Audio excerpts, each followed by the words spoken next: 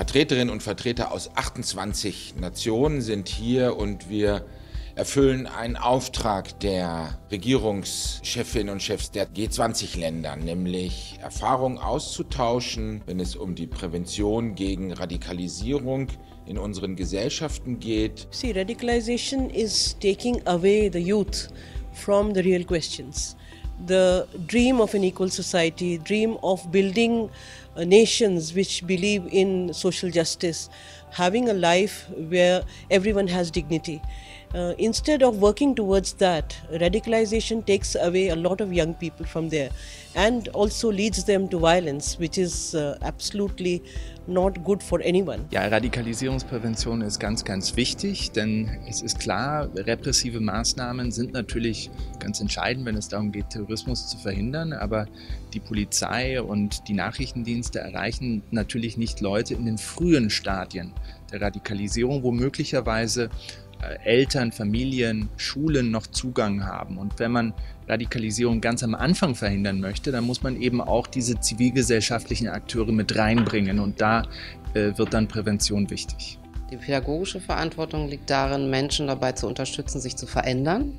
Und die sicherheitspolitische liegt dabei, zu gucken, dass, wenn von einer Person Gefahr ausgeht, diese Gefahr abzuwenden. Und der wichtigste Aspekt für mich dabei ist, in so einer Kooperation die verschiedenen Rollen klar und deutlich zu machen und voneinander abzugrenzen. First and foremost, prisons are seen both by the public as well as by government as a place where you lock up the bad guys. And particularly with this group, and given the atrocious deeds that many of these offenders have undertaken, terrorism offenders in prison should remain in prison. And funding their management, let alone their reintegration, is not very popular.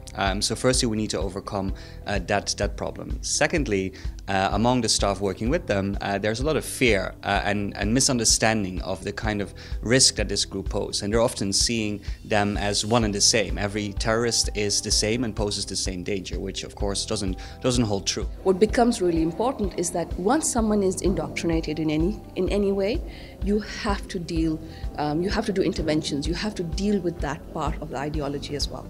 And so if you're talking about preventing radicalization, we would almost say that that is not the beginning part of it. It means that you're already somewhere along in the process. Our project is really popular among young Muslims, and the reason is instead of using language as target group and who we are targeting is more important to kind of humanize and use another type of language and include people. By preventing radicalization, you will gain peace.